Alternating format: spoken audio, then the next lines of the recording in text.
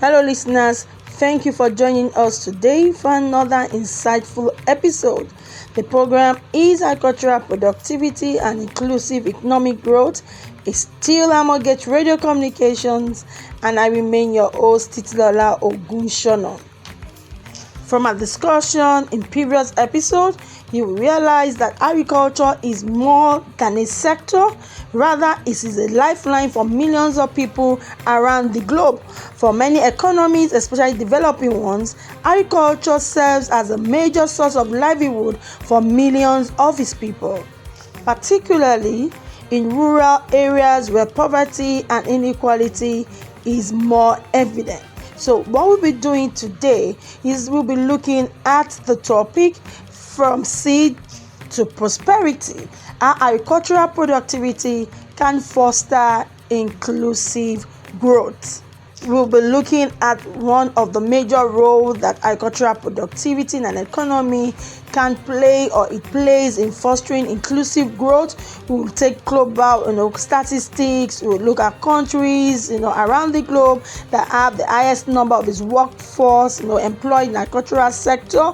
We would consider countries with lowest number of the workforce employed in the agricultural sector, and of course, as far as time will permit us on this episode, we'll do justice to the first role that we'll be considering today.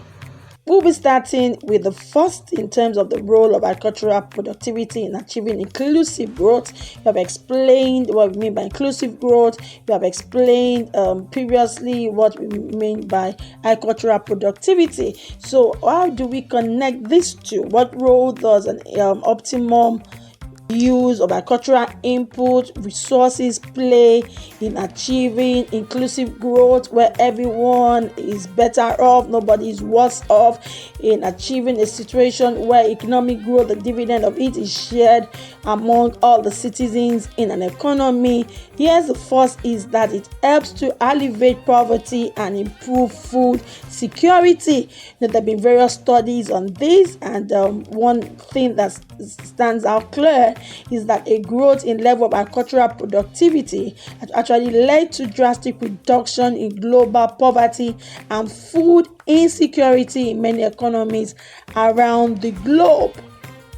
In the same vein, further research has shown that for many countries in sub-Saharan Africa, in particular, agriculture and related industries have played a crucial role in reducing the level of poverty and food insecurity. Now, if you look at poverty, is a broad concept, so we'll be looking at, let's even consider the world statistics on poverty rates, and we'll take it from there to look at, what role does agricultural productivity play in reducing poverty across the globe. Because one of the macroeconomic objectives that government will seek to achieve is to achieve an improvement in the standard of living of the people. So it's not just an increase in economic growth in the productive capabilities of a country to say, oh yes, we have produced more goods, we have exported, we have more income. Rather, you want to look at the GDP per capita income. We are looking at the standard of living of your people. That is very important to every government, because when the people are poor, we talk about the vicious cycle of poverty. Once they are poor, poverty means low income. Low income means low purchasing power. It means low savings. It means low investment. And it just continue, and invariably in the long run it also leads to reduction in economic growth, and that speaks to the standard of living of the people. It's going to speak to the quality of life of citizens. That's why governments of various nations, even developing ones, who strive to come up with policies in order to reduce the level of poverty in the country. And let's just take a quick glance at poverty facts across the globe. According to some reports, 1 in 10 people around the world still live in extreme poverty. The extreme poverty used to be measured by the number of people living on less than $1.90 per day, and the new International poverty line is looking at those living below $3 per person per day, and this actually replaced the previous 2.15 poverty line based on 2017 PPI.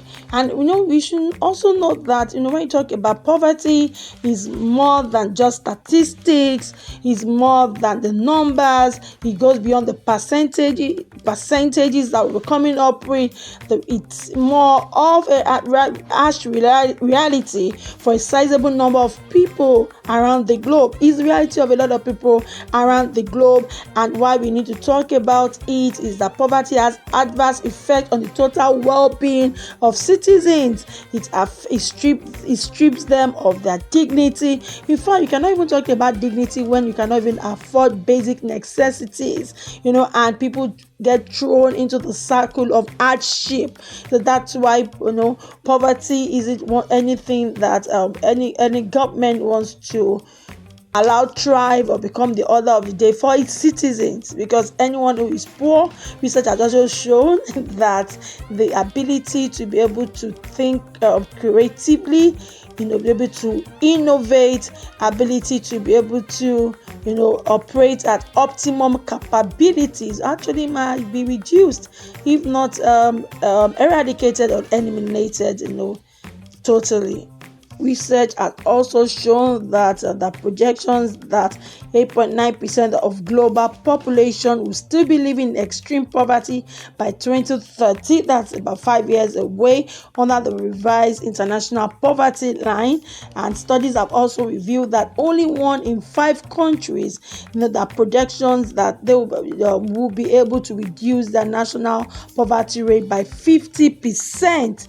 Also, previous estimations also revealed that there were projections that by this year 2025, the estimated number of 808 million people would be living in extreme poverty, and this is actually an increase from the previous estimate of 677 million, which goes to about 9.9% of world population. Okay, and there's another report, still on poverty around the globe, taking a glance look at it, which one will also find disturbing. And why we are talking about it is because one, like I said, one of the role of agricultural productivity, your ability to efficiently deploy your input to produce maximum output of agricultural products and value addition along the line, is that it should help to reduce poverty. And I saw this World Vision report, which revealed that majority of world's extreme poor live in sub-Saharan Africa, followed by those around South Asia.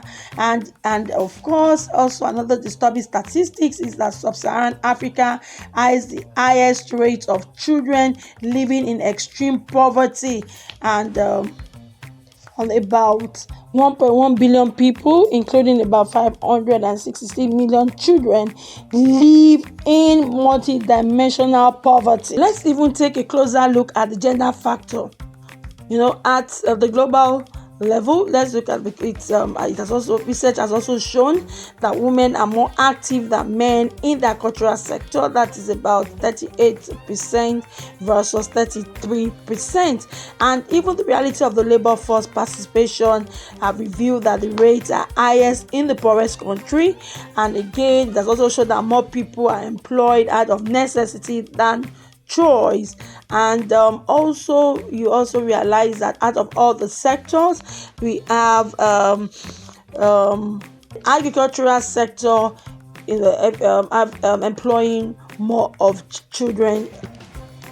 Also, out of various sectors that we have in an economy, research has proven that we have more of child labor in the agricultural sector, and one of the major factors attributable to this is poverty being said to be the principal driver of high rates of child labor in agriculture. Also, about 60% of child laborers, like I said, work in agriculture.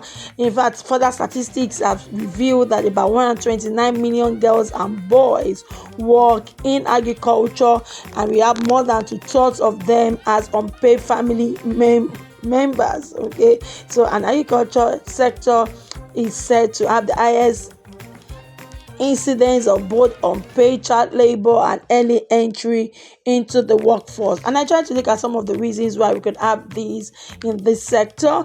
Some of the reasons include the lack of access to formal education, limited supply of affordable agricultural technology. We can talk about improvement in agricultural productivity.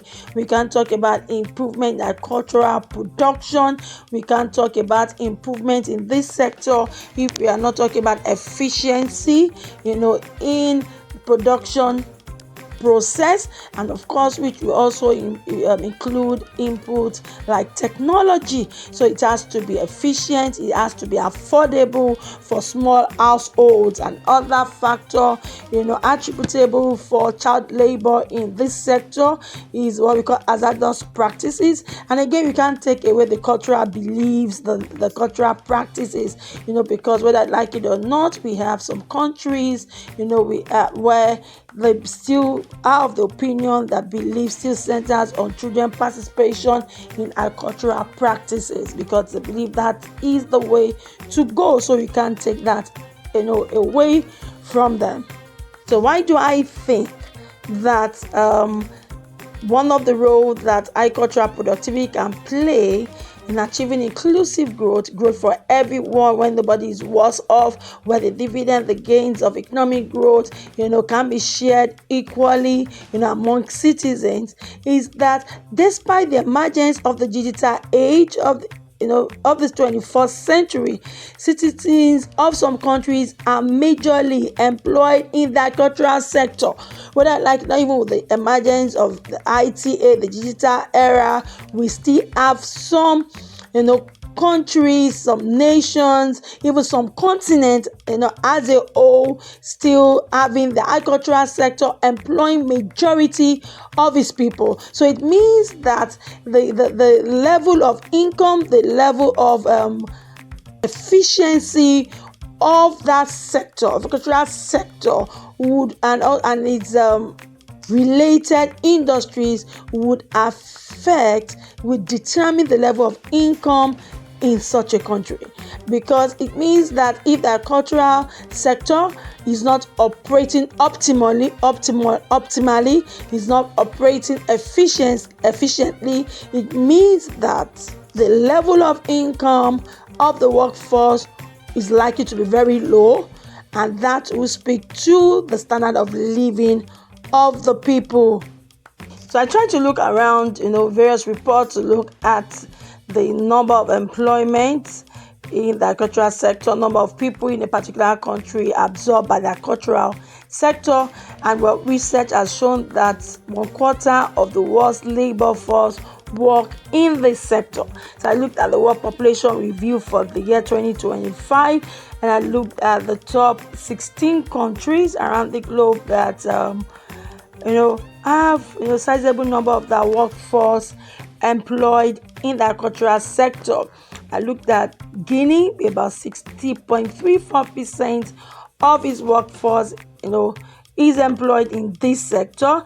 Even Nepal, about 61.39% is absorbed by this sector. Also, Malawi is not left out. About 62.14% of the citizens of its workforce is, absorbed also by this sector.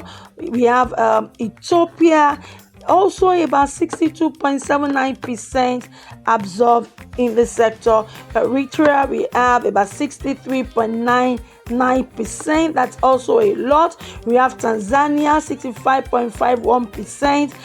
But these figures that the report is giving to me. Of course, also have Uganda, about 66.26%. We have Mali, we have about 67.98%. We have Chad, 69.15%. We have Madagascar, we have 70.07%. Mozambique is not left out. We have 70.13%. Central Africa is about 70.84%.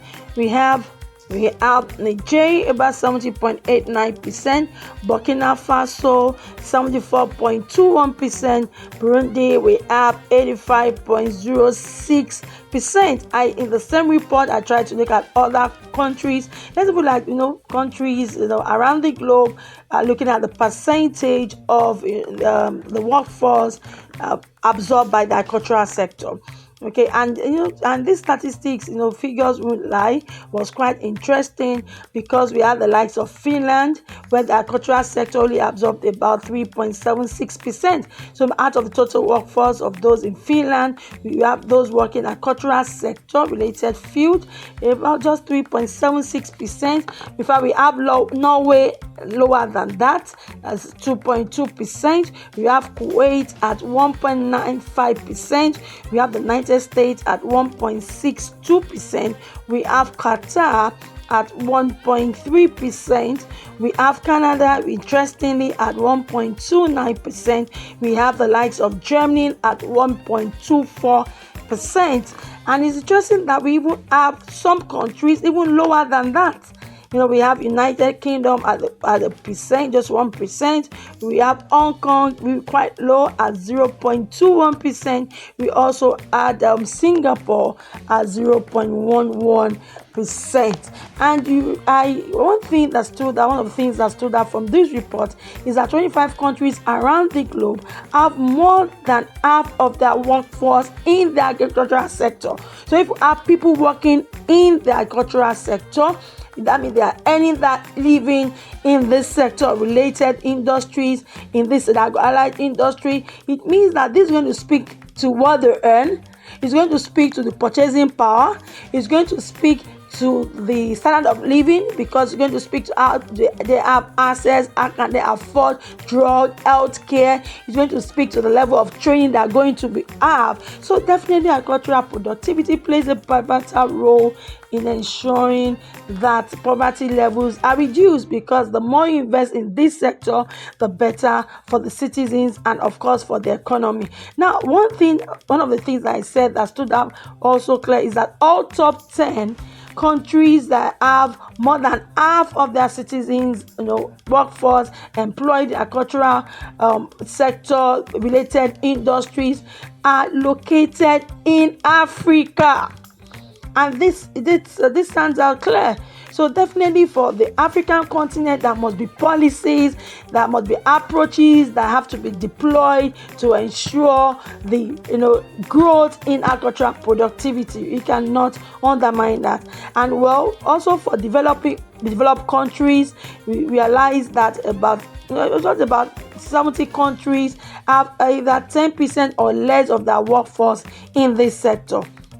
Now, we should also note that I'm talking about percentages. So when you talk about percentage, you are going to look at the population as well. Okay, for China, we have 22.57%. For Nigeria, we have 37.99%. And we use the percentage because if you look at that of China, the population of China could be actually triple, that of another country. So that's why we are looking. That's why the basis of this comparative analysis is on percentages. Can you stay tuned? We will take a quick commercial break and we'll be right back.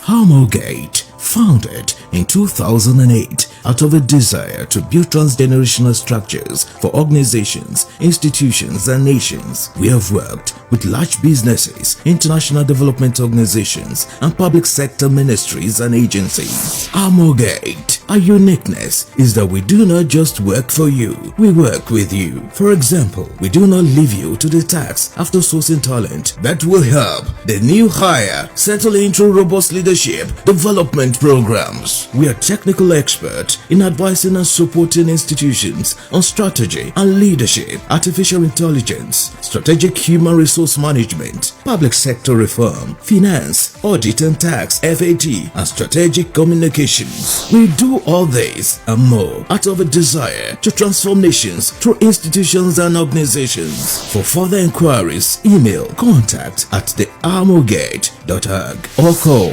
+234 810 999 6666 +234 807 957 4151 and +161 0504 6026 www.thearmorgate.org. Armorgate, building to endure and transforming nations through institutions and organizations.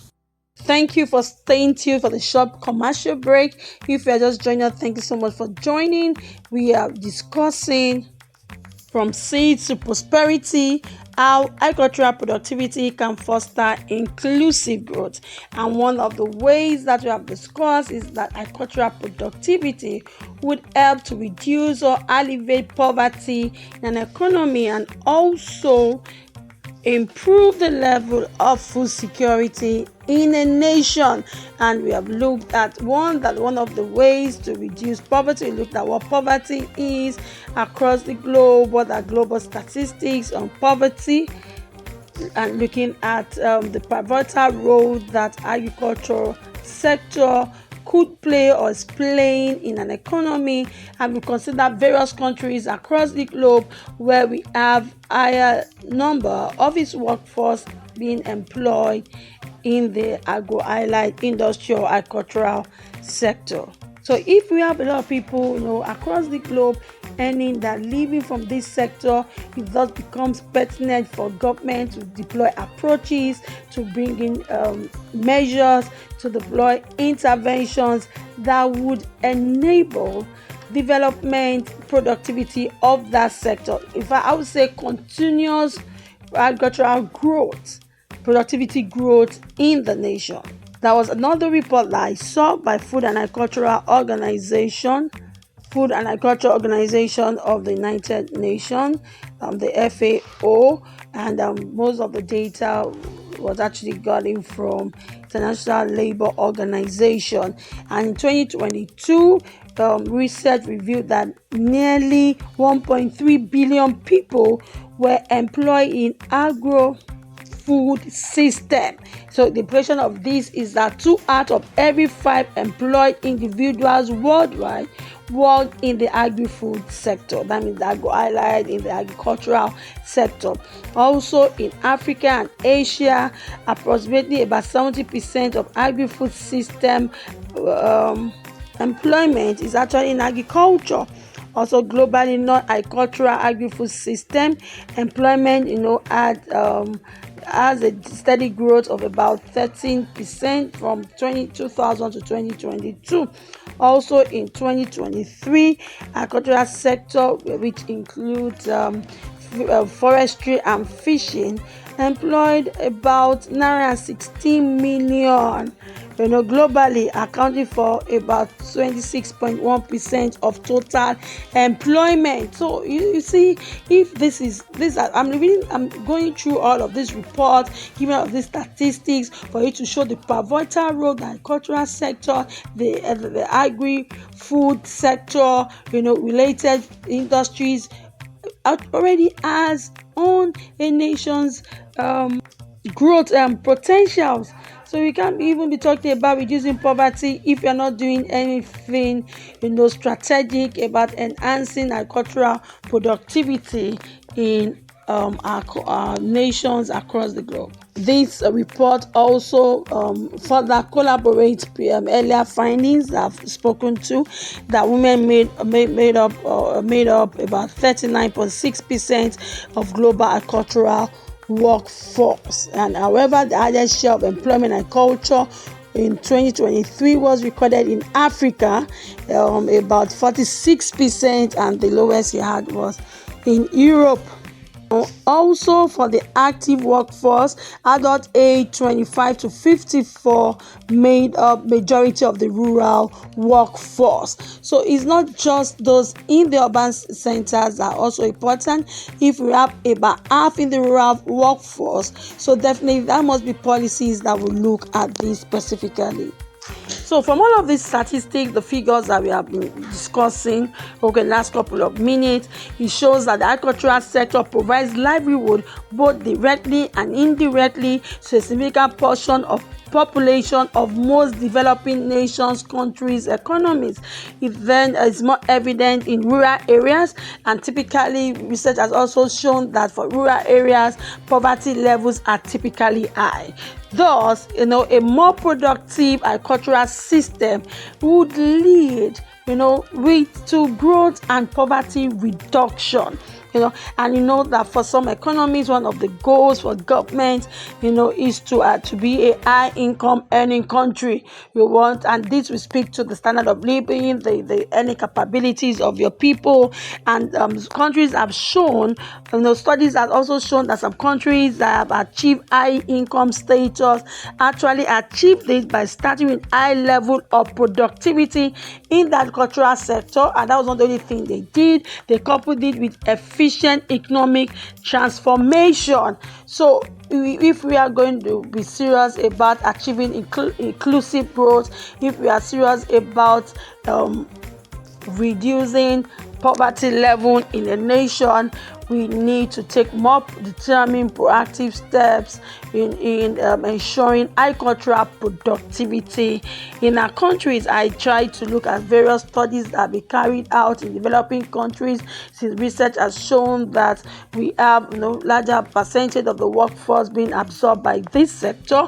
I looked at what Stanley Wani did in achieving inclusive growth through agricultural productivity, the case study of Nigeria, and I saw too some findings of Stanley Iwani, Dr. Stanley Iwani, very instructive, which is agricultural productivity promotes inclusive growth in Nigeria, that a 0.193% increase in PCI was achieved. And for his study, he looked at the year 1981 to 2017, and the title of research was Achieving Inclusive Growth Through Agricultural Productivity in Nigeria. Another thing that was instructive, that rural poverty headcount ratio stood at about 52.8%, and his recommendation and what this result revealed, and which he recommended, there was a need for specific agricultural policies. So there was need for specific agricultural policies. So if these figures and statistics are showing us this, it shows that for us to reduce poverty, definitely we need to look at a level of growth of agricultural productivity in our nations, especially developing economies. Thus, based on this, it's important that government need to brazen up. Okay, there's a need for more government spending, but there has to be strategic, on agriculture. It's not spending for spending sake, but spending, strategically in line with what the vision is for these and the objective strategic goals for the agricultural sector. And studies have shown that government spending on infrastructure that would create the right enabling business environment would lead to agricultural productivity. That was another report that I saw that says that a 10% increase in government spending on agriculture will lead to about a 0.34% in a country's agricultural total factor productivity. So when government is strategic about spending on infrastructure, creating the right enabling environment for the business environment to thrive, definitely is going to lead to about 0.34% in the country's agricultural total factor productivity. Another one, in achieving this, is that when there's an investment in agricultural research and development, and these other studies have also shown that the right investment in agricultural research and development, R&D, has resulted in high rates of return, and these have actually played a pivotal role in elevating, reducing, if not totally eradicating, poverty and hunger in a nation. Wow, how time flies. This is all I can take on today's episode of our program series, Agricultural Productivity and Inclusive Economic Growth. Thank you so much for staying tuned. Remember to join me same time next Friday, 5 p.m. WAT. And also remember to join my other colleagues for robust, insightful, engaging programs that run from Monday to Thursday, 5 p.m. WAT. If you have any questions, feedback for us, the mail hasn't changed, is contact at the amorgate.org. Remember, you are the reason why we do this every week. And also for your consulting, if your communication needs, kindly check us up on our website www.theamorgate.org, and our social media handles are there for you to find out more about us, what we do, our clientele base, and how we can work together to achieve your goals, to achieve your business interest and objective. You can check out on LinkedIn is Amorgate, Facebook Amorgate, Instagram Amorgate. I'll leave us with the words of Thomas Jefferson, which says, agriculture is our wisest pursuit because it will, at the end, contribute most to real wealth, morality, and happiness. First, till I find my way to your devices again next Friday, same time. I wish you a blissful weekend, and I draw the curtain saying bye from here.